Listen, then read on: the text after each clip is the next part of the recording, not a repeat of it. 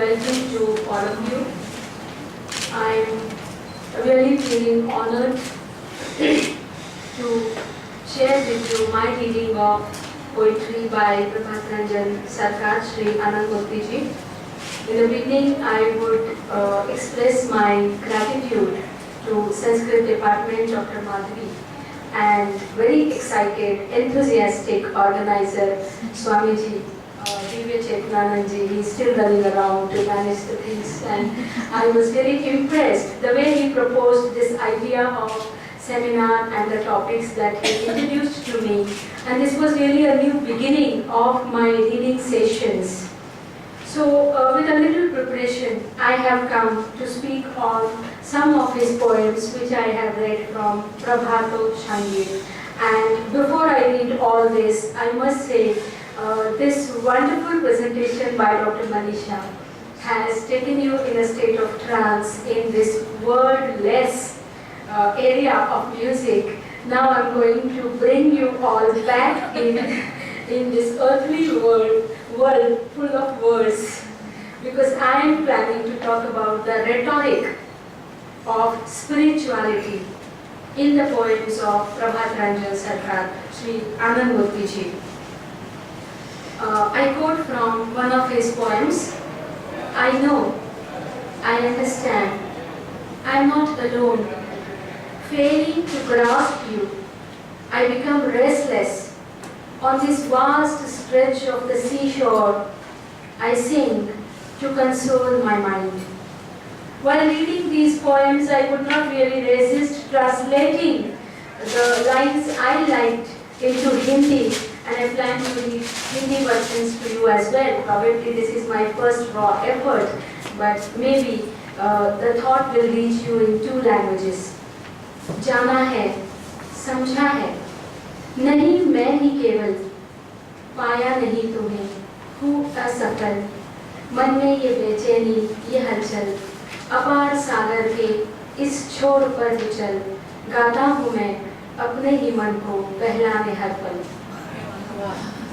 This inspiration you find is through the lines which I was reading through Prabhat Shangir. The Bhakti cult saint poetry has a considerable history of spreading loftiness of beliefs, style and cadence. It is certainly an abandoned creation and has been playing a vital role in guiding lost minds to move on towards the path of devotion while maintaining their social sanity and sense of living in this human world. Prabhato Shangir, The Songs of the New Dawn, is an anthology of 5018 spiritual poems by the macro genius master Sri Prabhat Ranjan Sarkar over the span of 8 years, as it is mentioned here. The poems are structured in a variety of forms and styles with elements that range from the classical to the modern. The tunes that include multiple singing fashions of the folk music, of which you had a nice demonstration. Most of the songs of Prabhato Shangir were originally written in Bengali. Around 50 songs were composed in other languages as English, Sanskrit, Hindi, Urdu, Magadh, Maithili and Anika.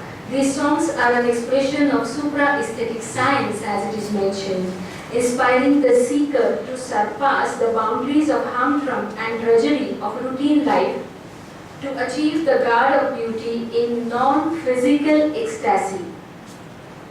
According to an expert of studies on Sarkar's poetry and songs, Dr. Subhas, Sri Sarkar has imbibed the tradition of spirituality that constitutes the substratum of Indian culture. He is firmly ensconced in this spirituality. In the post-World War era of disbelief and atheism, Sarkar played an eminent role of the vanguard, truth seeker, a theorist for the misled humanity, anguished in the overall melancholy in the world of fanatics. Like the poetry of Kabir, the poetry of Sarkar is designed to achieve the revelation of truth. He is blissfully unaware of negative capabilities of romantic travelers, but is aware of the climate he has to be acclimatized in the climate of complete faith, dedication, which is congenial to harlotry on one hand and sociability on the other. The war poet Auden commented on how poetry makes nothing happen, and frustrated in the Great Depression of this post-World War times era of disillusionment, while Owen's concern was pathetically on the state of poetry, as he said, poetry is in pity. When the Western world also is suffering the pangs of depression during post-World War times, look at this master of poetry who is still, with a full hope of imbibing faith and belief in the powers, is singing the songs of bhakti and devotion. A depressed progeny of the era, despite all their art and practices in optimistic culture, failed to find the final resolution which will carry the human mind back to its comfort zone. And in the Indian context, it is through the poetry of Sarkar that the same route is constructed via these songs to settle into one's own territory of hope and promise as a native. To settle in the territory of hope and promise as a native. To this depressed world, Sarkar promises the attainment of that utopian world which Tagore also prayed when he sang his nationally celebrated song, where the mind is without fear and the head is held high, where knowledge is free, where the mind is led forward by thee. Into that heaven of freedom, my Father, let my country awake. मन हो निर्भय और जहाँ पर ऊंचा उठा हुआ हो सर, कीमत ना कोई लगे ज्ञान की, तुमसे मिले दिशा, मन को हे ईश्वर, ऐसे स्वर्ग में स्वतंत्र सुंदर, मेरे देश को जगाओ भोर देकर. This was Tagore, and Sarkar's promise runs through his songs with hope that is born out of his own conviction and vision of that utopian world which is full of peace. I quote from Sarkar, I was in a dreamland, amid enchanting moonlight. I sang songs for you in seclusion. There no one dies of hunger, nor is there any flow of ignorance.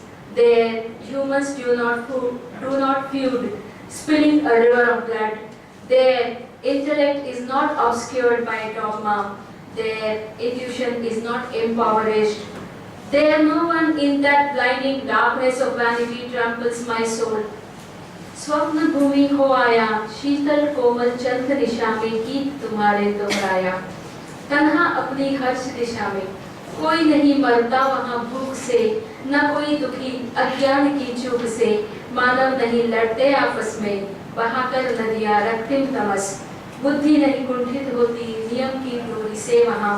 अंतरतम के स्वर कभी न होते दुर्लक्षित जहाँ.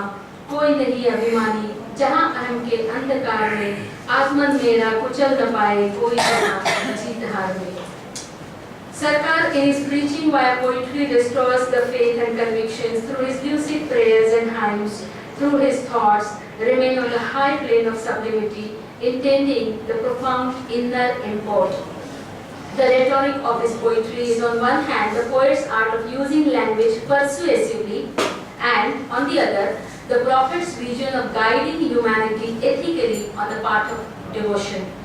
The parallelism of light and shade, mist and darkness, against the slumber of inertia, the blinding darkness of vanity, runs through the beginning section of the anthology to introduce how the complete collection is going to grapple with the antithesis between knowledge as light and ignorance as darkness. The magic of changing time and altering climate through seasons of life is felt intensely as a part of the divine scheme. I quote, "It is an internal play of light and shade in this creation of yours, O Lord. After smiling moonlight comes the dark night, dark fortnight follows a bright effulgent light. अटूट है खेल रोशनी और छाया, यह सृजन तुम्हारा हे ईश्वर तुम्हारी माया. मंद स्मिता चांदनी के बाद निशा घनघोर, तमस अर्धमासी के पीछे शुभ्र प्रकाशित रोशन ही भोर." The anthology of these prayers is a garland of spiritualizing ideas and pragmatically answering the deep-rooted questions of human mind. I quote, This life belongs to Him. This mind belongs to Him. Light belongs to Him. Night belongs to Him. Might belongs to Him. Undaunted, in smiling face, His grace we shall sing. उसका है यह जीवन और उसी का है यह मन, प्रकाश भी उसका, निशा भी, भयहीन हो मंद मुस्काते, गीत उसी का, गीत उसी की दया का हम है गाते. There is another line in one of his poems where he says, "My mind always longs for you, I have no power, so I ask for grace, logic can never fathom you." How he was also trying to convey the thought in the poetry. This is a very, very important message. Logic can never fathom you. How can logic fathom what is the creator, the supreme soul? मन मेरा तरसे तुम्हारे लिए हर पल, दुर्बल मैं तुमसे ही मांगू कृपाबल, जानता हूँ तर्क से नहीं संभव, तुम्हें नापना चाहकर भी, तर्क से तुम्हें नापना जानता हूँ संभव नहीं.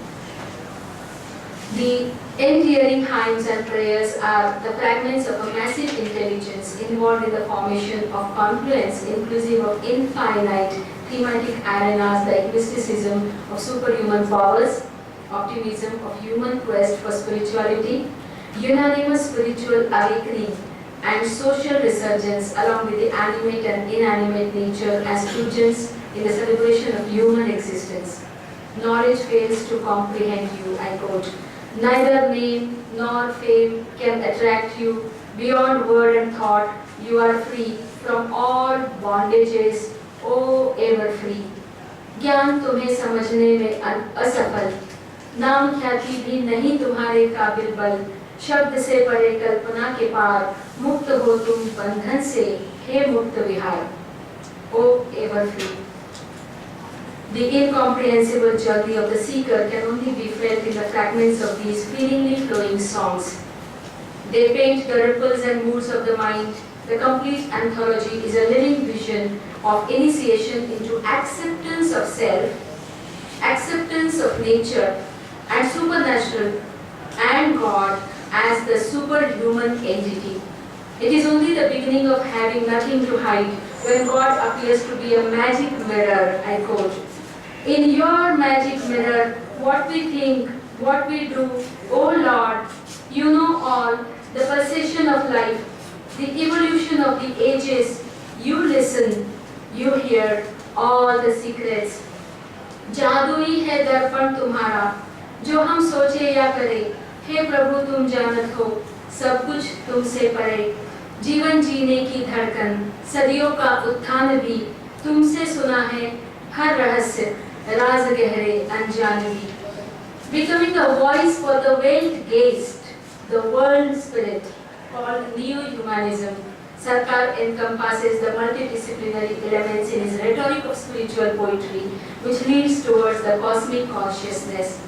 The cosmic consciousness can finally help the seeker in expanding the horizons of self-realization. I quote, "The infinite pilgrimage lies at his feet. A million devotees are seated there." Kabir says, this is from Kabir, how he is also resembling to the thought of Sarkar. The lover himself reveals the glory of true love. The devotional path of liberation is open for all, but do we all know how to progressively walk on and on? The gurus like Sarkar can enlighten us using the rhetoric of spirituality, the aesthetic of devotion, and all we need is only to understand what the poet clarifies. I quote, "In the Vrindavana of my mind, you are ever present, O Lord. You exist both within and without. You have inundated my mind and even the sweetest depth of my heart. मेरे मन के वृंदावन में तुम सदैव हो विराजमान, भीतर बाहर तुम ही रहत हो, मन मेरा तुमने किया प्रतिमान, और मीठी सी गहराई अंतरतम के हृदय में तुम ही मेरे मेहमान." I would like to conclude by coming to the last point where The messages of spirituality are coming through this poetry, the full anthology of Prabhat Ranjan Sarkar in various forms. The sense of continuity and hope is the essence of health and happiness. It is believed that a person suffering from the seminal weakness should participate in the collective singing of these songs. One of the hopes is a person losing hair rapidly can recover the hair fall issue by participating in the collective singing of a song based on Raga Desh. Dr. Manisha will confirm. Such outlook is strengthened in the metaphysical ways of awareness, including the spiritual understanding of self as rooted in the divine power. The poems are appropriately forming a spiritualist credo of the poet, proposing the path of commitment and moving on and on towards the rhetoric of devotion. I would like to end with the lines from Surdas. They are in Hindi. When Surdas is actually appealing in a similar way to God, he says, I don't have any virtues, but please don't mind my vices. Gun to kachu nahi mujh mein Prabhu ji, avgun chit na dharo. You must have heard this song. Gun to kachu nahi mujh mein Prabhu ji, avgun chit na dharo. Then he gives an example of an iron which is also worshipped and used in the knife of the butcher. एक लोहा पूजा में राखत एक जो बधिक परो. One rod of iron is in worship, the other is used as a knife by the butcher. Paras gun avgun nahi dekhat. Paras doesn't examine which iron is used for what. Kanchan karat kharo. In this way, Surdas is saying, oh God, you also should turn me into the pure gold. Sur kahi Prabhu beg ubharo. Now, quickly you take me from this, ocean of karma, he says, ubharo, and beg is quickly. Sur kahi Prabhu beg ubharo, ab nahi jaat taro. Now I have no capacities of swimming anymore in this ocean of karma. Ab nahi jaat taro. Gun to kachu nahi mujh mein, ab gun chit na dharo. Thank you.